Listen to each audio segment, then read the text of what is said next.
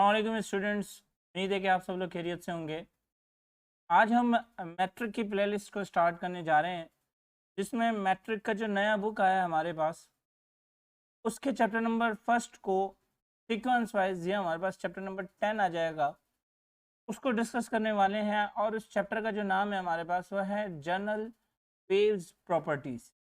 अब general waves properties के अंदर हम एक बात तो क्लियर है कि वेव्स को पढ़ेंगे और वेव्स की जो प्रॉपर्टीज़ हैं उन्हें डिस्कस करेंगे। तो आप देखें कि हम अपनी डेली लाइफ के अंदर काफ़ी सारी वेव्स को जो है वो एक्सपीरियंस करते हैं। जैसे कि अगर किसी का साउंड हमारे कानों तक पहुंचता है तो वो भी मॉलिक्यूल्स को डिस्टर्ब करता है एयर के अंदर, जिसकी वजह से वेव्स प्रोड्यूस होती हैं और साउंड जो है वो हमारे कानों तक पहुंचता है। तो इट मीन्स के हम तक पहुंचने में साउंड जो ट्रैवल करता है वो थ्रू वेव्स करता है। दूसरा ये कि हमारे पास ये देखें कि जब वाटर को हम स्लाइटली डिस्टर्ब करते हैं तो इसमें भी एक किस्म की जो है वो वेव प्रोड्यूस हो रही है। सिमिलर वे में आप यहाँ पर देखें कि ये जो समंदर की जो टाइड्स हैं, इसके अंदर भी जो है वो डिस्टर्बेंस प्रोड्यूस हो रही है, जिसे हम क्या कह रहे हैं, जिसे हम वेव्स कह रहे हैं।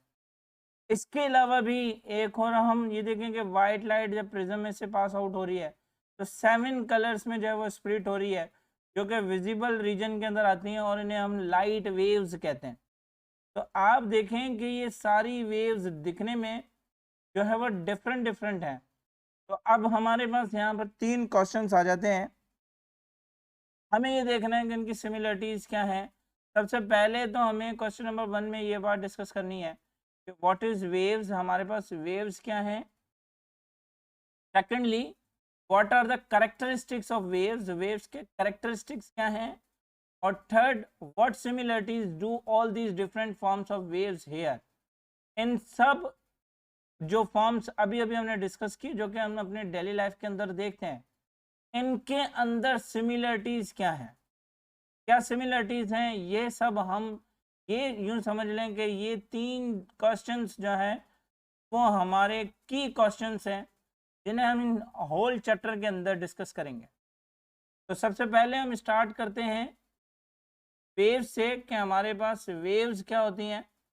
तो आप देखेंगे method of transfer energy from one point two another point without transfer of matter is called waves. अब वेव्स हमारे पास क्या है कि वो मेथड है जिससे हम एनर्जी को ट्रांसफर करें एक पॉइंट से दूसरे पॉइंट पर, लेकिन उसमें हम मैस को ट्रांसफर ना करें।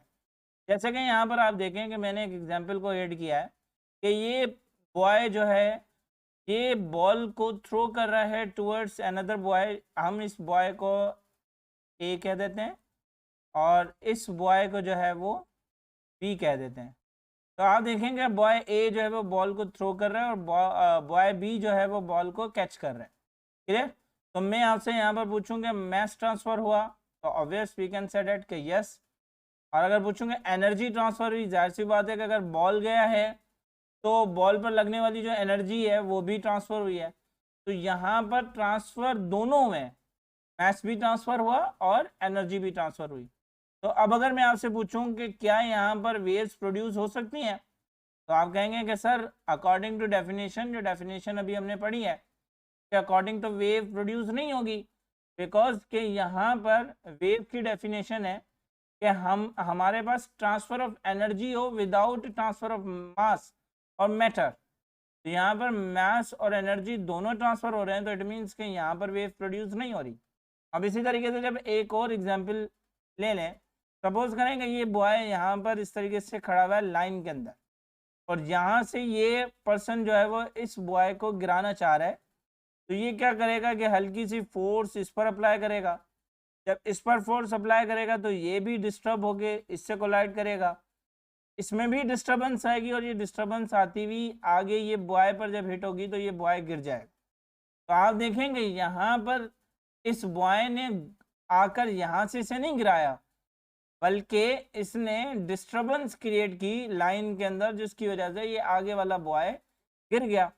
तो इट मीन्स कि यहाँ पर मास तो ट्रांसफर नहीं हो रहा, मैटर तो ट्रांसफर नहीं हो रहा, पर एनर्जी ट्रांसफर हो रही है। तो एनर्जी ट्रांसफर हो रही है विदाउट ट्रांसफर ऑफ मैटर, तो वी कैन से डेट कि यहाँ पर वेव प्रोड्यूस हुई होगी या यहाँ पर वेव प्रोड्यूस हुई है। तो अब अगर हम दूसरी डेफिनेशन वेव की लिखना चाहें तो वेव की दूसरी डेफिनेशन हमें क्या मिली कि a mechanism in which energy is transferred from one point to another point and the molecules of the system does not change its position is called waves।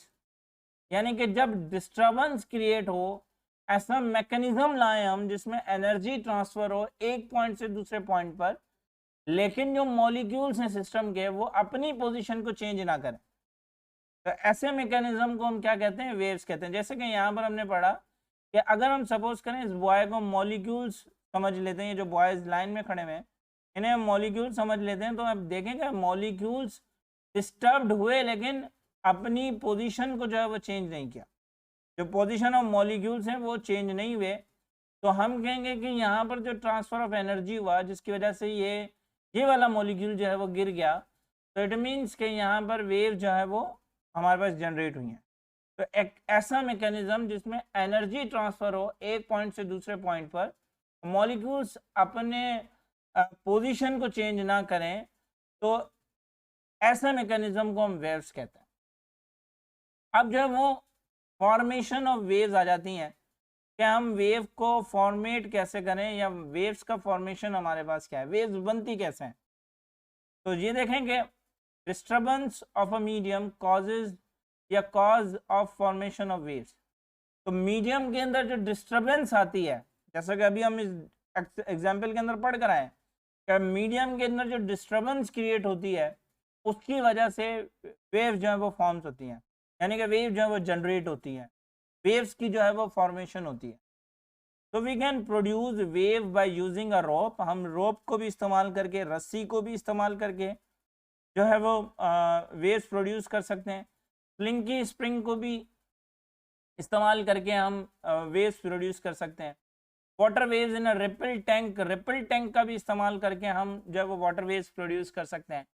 तो अब हम इनको जो है वो वन बाय वन करके पढ़ते हैं ताकि मजीद ही हमें क्लियर हो जाए। तो सबसे पहले हम पढ़ रहे हैं कि wave motion by using a rope, rope को इस्तेमाल करके, रस्सी को इस्तेमाल करके जो है वो किस तरीके से वेव्स प्रोड्यूस होती हैं। तो देखें, we can produce waves on a rope by attaching one end to a wall and continuously moving the other end up and down. हम क्या कर रहे हैं कि यहाँ पर देखें, मैं आपको यहाँ पर क्लियर कर देता हूँ कि मैंने एक रस्सी ली है और इस रस्सी को एक एंड से मैंने फिक्स कर दिया, ये देखेंगे इस एंड से मैंने इसको फिक्स कर दिया है और अब दूसरी एंड से मैं इसको अप एंड डाउन मोशन करवा रहा हूँ। जब मैं इसको अप एंड डाउन मोशन करवाऊंगा तो ये रोप जो है वो कैसे ट्रैवल करेगी, ये रोप जो है वो इस तरीके से ट्रैवल करेगी, यानी कि यहाँ पर क्या प्रोड्यूस हो रहे हैं, यहाँ पर वेव्स प्रोड्यूस हो रही हैं। क्लियर हो रही है बात। Secondly, these up and down movements produce oscillations और वाइब्रेशन। ये जो अप एंड डाउन मोशन हमने किया, कंटिन्यूसली हम अप एंड डाउन मोशन करते जा रहे हैं, तो वहां पर जो है वो क्या हो रहा है, एक बात तो क्लियर हुई कि वेव जनरेट होंगी, और अब ये क्या प्रोड्यूस कर रहे हैं, ऑसिलेशन और वाइब्रेशंस प्रोड्यूस कर रहे हैं। अब अगर हम टर्म ऑसिलेशन एंड वाइब्रेशन को डिस्कस करें तो ऑसिलेशन और वाइब्रेशन हमारे पास है क्या, देखेंगे complete round trip about the mean position or a central position or a equilibrium position is called oscillation or vibration. अगर हम कंप्लीट राउंड ट्रिप की बात करें, जैसे देखेंगे यहाँ पर वेव, अगर यहाँ पर वेव 0 पर है, ठीक है ना, अब वेव ने स्टार्ट किया जनरेट करना, मैं दोबारा यहाँ पर मज़ीद क्लियर कर देता हूँ आपको कि ये हमारे पास एक रोप है, ठीक है, और ये इसका सेंट्रल पॉइंट है। अब देखेंगे यहाँ से रोप को जब हमने डिस्टर्ब किया तो ये वेव कुछ इस तरीके से मोशन करती हुई दोबारा 0 पर पहुँच रही है, तो हम कह रहे हैं कि यहाँ तक इसने अपना एक राउंड जो है वो कंप्लीट किया। क्लियर। अब ये क्या हो जाएगा, ये यहाँ तक जो है वो 1 इसकी ऑसिलेशन हो जाएगी। क्लियर हो रही है बात। अब दोबारा जब हम करेंगे, यहाँ से दोबारा स्टार्ट होगी और दोबारा इसी पॉइंट पर जब पहुंचेगी तो हम कहेंगे कि ये इसने अपनी दूसरी ऑसिलेशन को कंप्लीट किया। क्लियर? तो ऑसिलेशन या वाइब्रेशन से क्या मुराद है हमारे पास? कि complete round trip about the mean position या सेंट्रल पोजीशन या equilibrium position is called oscillation or vibration. अब यहाँ पर इसको हम मजीद इस पेंडुलम के थ्रू भी डिफाइन कर सकते हैं। आप देखेंगे पोजीशन पेंडुलम की जो है वो मीन पोजीशन ये वाली है, यहाँ पर हमने बॉल को सस्टेंड किया हुआ है। अब जो है वो मैं यहाँ से बॉल को इस तरफ लेकर गया और यहाँ से जब मैं बॉल को छोड़ूंगा तो वो अपने मीन पोजीशन की तरफ आएगा और मीन पोजीशन से आते हुए ये दोबारा इस तरफ चला जाएगा। अब दोबारा ये जब वापस इस पॉइंट पर आएगा जहां तक मैं इसको पहले ड्रैग करके गया था, तो इसका एक कंप्लीट राउंड क्लियर होगा। आई होप कि आपको बात समझ में आ रही होगी। तो ये जो कंप्लीट एक राउंड ट्रिप है वो किससे डिफाइन करता है? वो ऑसिलेशन को या वाइब्रेशन को डिफाइन करता है। अब हम आ जाते हैं मजीद इसी टॉपिक पर जिसको हम डिस्कस कर रहे थे कि वेव मोशन बाय रूप। तो यहाँ पर देखेंगे we can observe that the generated rope waves travel towards the wall whereas the rope itself moves up and down। अभी ये एग्जांपल हम पीछे जो है वो मैंने आपको क्लियर करवाई ही है, उसके साथ साथ मैंने यहाँ पर ये इमेज भी आपको शो करवाता जा रहा हूँ। आप इसको देखें कि जब हमने इसको अप एंड डाउन, ये तो सिर्फ one time up and down किया तो इस तरीके से रूप के अंदर डिस्टर्बेंस क्रिएट हुई। अब ये यहाँ पर हमने इसको दूसरे एंड को वॉल से अटैच किया हुआ है, तो ये ट्रैवल किस तरफ कर रही है? ये ट्रैवल जो वेव है वो वेव मोशन कर रही है टूवर्ड्स द वॉल।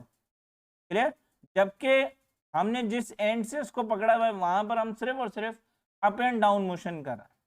अब the rope is the medium through which the waves travels और प्रोपोगेट।